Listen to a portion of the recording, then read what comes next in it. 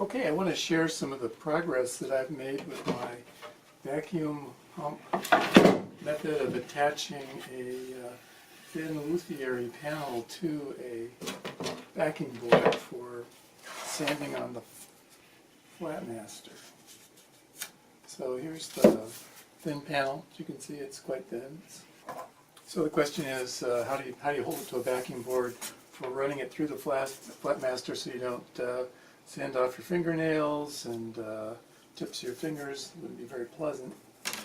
So I saw a video from Stockroom Supply where Eve made a backing board and used it to push the part through, but he hadn't really attached the piece to the board, so every time he passed it through he had to kind of reseat it. I thought maybe there's an easier way. So I hooked up a vacuum pump. Here's a little vacuum pump. I started out with this much smaller vacuum pump, and it worked great when the board, when your workpiece was nice and flat, but with the roughness that you have coming out of a bandsaw after you resaw the wood before you thickness it, it was didn't make a tight enough seal, just didn't have pump enough volume to make up for the leakage around the saw curves.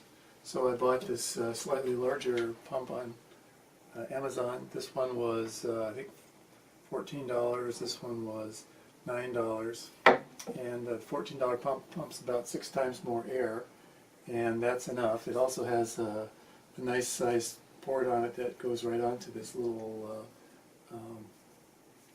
tubing. Just fits right on here, no fittings required, which is great. On the other side, the tube terminates here on this nice little fitting, just a little pipe thread fitting which I screwed in and then put a little hot glue around it to seal it to the board. And on the bottom side I made this sort of a web of feed grooves to help let it pull the air from the underneath the plate so it sucks the plate down flat. And it holds it really nicely when I sand. So let's set it up and make it go. Okay, this little vacuum pump runs on 12 volts. It has a little 12 volt Vampire type adapter. This one could source an amp.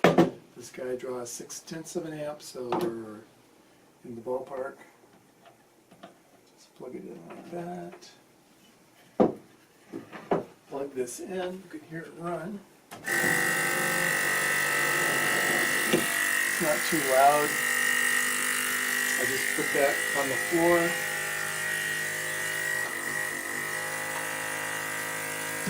And this is sucking now. And I take the wood panel I want to sand. It sucks it down like good. It holds it nice and firmly to the workpiece. Doesn't want to come off. It looks great. Set it down on either side. It's kind of easy on, easy off attachment. And when you want to run it through the Flatmaster,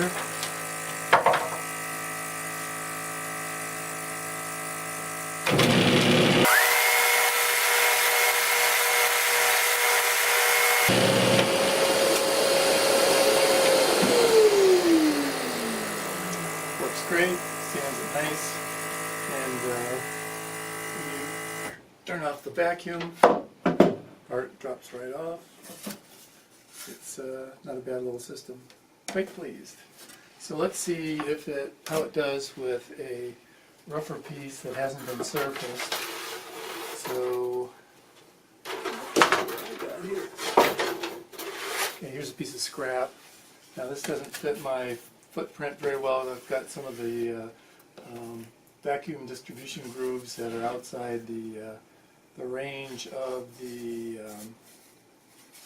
that extend beyond this workpiece, but let's plug it in and see if it holds it.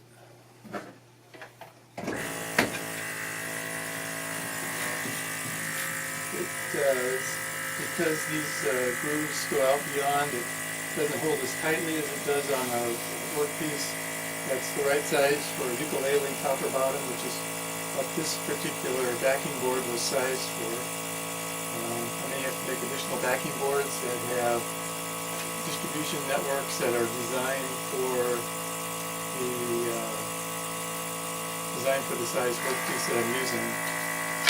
You can see it holds it nice and snug. Let's run it through and see what happens. I don't know if you can see this guy, but there's some marks on there that are from the bandsaw. It's got the little bandsaw ridges, so it has roughness appropriate for a part that's just come out of the bandsaw.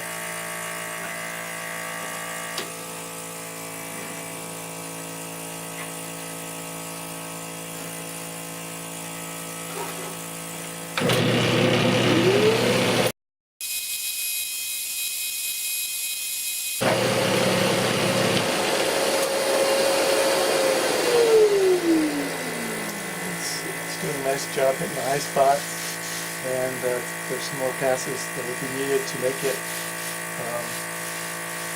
flatter, but it's making good progress.